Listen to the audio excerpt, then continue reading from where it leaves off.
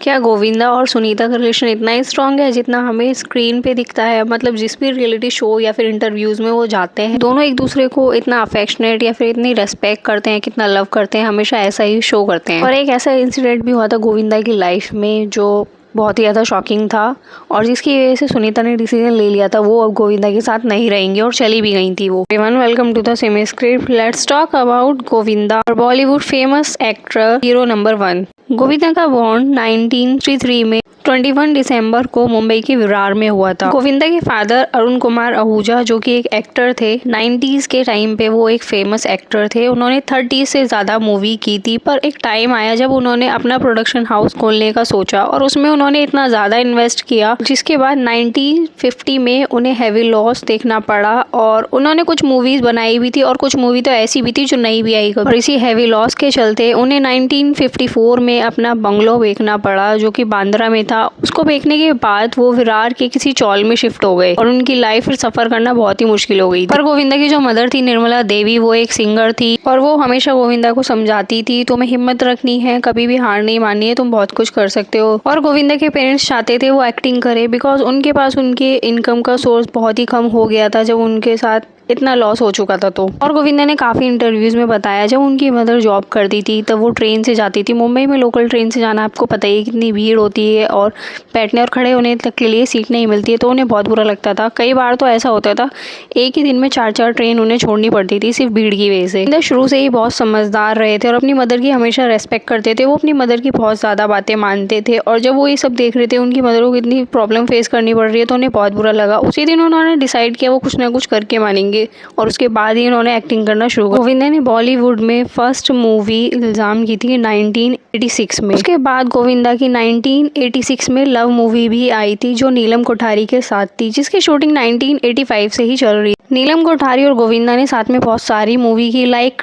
9 to 10 movies, और दोनों का रिलेशन बहुत टाइम तक चला। दोनों के चर्चे इतने ज्यादा थे, रूमर नहीं थी, वो रियल रिलेशन था यार, सभी को पता था दोनों रिलेशनशिप में है। 1987 में गोविंदा ने सुनीता से शादी कर ली जो एक सीक्रेटली मैरिड थी। उनकी मदर उनको सुनीता को बहुत ज़्यादा लाइक करती थी और उन्होंने कहा तुम इसी लड़की से शादी करना, पर ये फादर चाहते थे वो नीलम कोठारी से शादी करे, पर दोनों नहीं कर पाए। उसके पीछे का रीज़न ये था नीलम के साथ रिलेशन में थी पर वो नहीं चाहती थी वो उनसे शादी करें या फिर अर्ली मैरी करें बिकॉज किसी बड़े स्टार या फिर जिनका बहुत बड़ा बड़ा लिंक हो उनसे शादी करें, रिच हो, फेमस हो, पॉपुलर हो। पर गोविंदा से वो शादी के लिए इंटरेस्टेड नहीं थी, इसीलिए कभी भी उन्होंने गोविंदा से शादी के लिए नहीं कहा। गोविंदा ने कुछ इंटरव्यूज़ में ये तक बताया था सुनीता से उनकी इंगेजमेंट हो गई थी और वो एंगेजमेंट तोड़ने तक के लिए तैयार थे नीलम से शादी करने के लिए, पर नीलम ने कभी हाँ ही नहीं बोला उन्हें। 4 ईयर बाद गोविंदा ने अपनी मैरी रिवील कर दी थी सबके सामने और बता दिया था वो सीक्रेटली मैरी कर चुके हैं किसी लड़की से। गोविंदा ने 4 साल तक इसलिए छुपा के रखा था बिकॉज वो चाहते थे जो उनका एक बेस बन रहा है ना, वो पीक पे जा रहे हैं, पहले वो एक अच्छे से बन जाए और बाद में वो रिवील कर दे उन्होंने शादी किया है। बिकॉज अगर वो बीच में ही बता देते उन्होंने शादी कर ली है फिर उनको काम मिलना मुश्किल हो जाता। बिकॉज उन्होंने लाइफ में बहुत ज़्यादा अप डाउन देखे थे और या फिर ये भी हो सकता है जो उनकी कोई स्टार्स थी वो उनके अगेंस्ट काम करना पसंद ही नहीं करती। गोविंदा ने बहुत सारी मूवीज़ की और वो एक फेमस एक्टर बन गए थे। उसके बाद उन्होंने 2000 में रानी मुखर्जी के साथ एक मूवी की जो उनकी फर्स्ट मूवी थी, हद कर दी आपने। उस टाइम पे रानी मुखर्जी बहुत सारी मूवीज़ कर चुकी थी और एक फेमस एक्ट्रेस थी, पर वो चाहती थी वो गोविंदा के साथ एक मूवी करे, बहुत ज़्यादा एक्साइटेड थी। और जब वो हद कर दे आपने की शूटिंग कर रहे थे उसके बाद जब पैकअप हो जाता था दोनों साथ में ही रहते थे। और एक इंसिडेंट ऐसा हुआ वो दोनों सीक्रेटली साथ में टाइम स्पेंड कर रहे थे और गोविंदा रानी मुखर्जी को एक कैमरामैन या फिर पेपराजी ने कैप्चर कर लिया और वो मोमेंट कुछ सही नहीं था। मीडिया आर्टिकल के अकॉर्डिंग गोविंदा रानी के रूम में आए थे, होटल रूम में उनसे मिलने के लिए, और वो नाइट सूट में थे। जब वो उसके रूम से निकल रहे थे तो मीडिया ने उन्हें कवर कर लिया था और वीडियोस और फोटोग्राफ्स उनकी वायरल हो गई थी और ये इंसिडेंट सुनीता को भी पता चल चुका था। और उसके बाद सुनीता का रिएक्शन था वो उनके साथ नहीं रहेंगी अगर उन्होंने रानी को नहीं छोड़ा तो।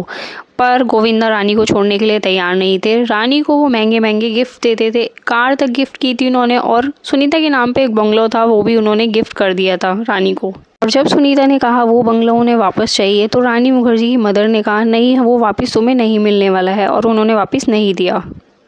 और इसके बाद दोनों के बीच कन्फ्लिक्ट चलता रहा, सुनीता और गोविंदा के बीच, और सुनीता छोड़ के भी जा चुकी थी। गोविंदा को अपने घर। काफ़ी टाइम तक वो अपने घर रही और उन्होंने डिवोर्स तक का सोच लिया था, पर दोनों के बीच प्रॉब्लम सॉर्ट आउट हो गई और गोविंदा ने रानी को छोड़ दिया और सुनीता अपने घर आ गई। और अभी आप देख रहे हो दोनों कितने हैप्पीली साथ में रह रहे हैं।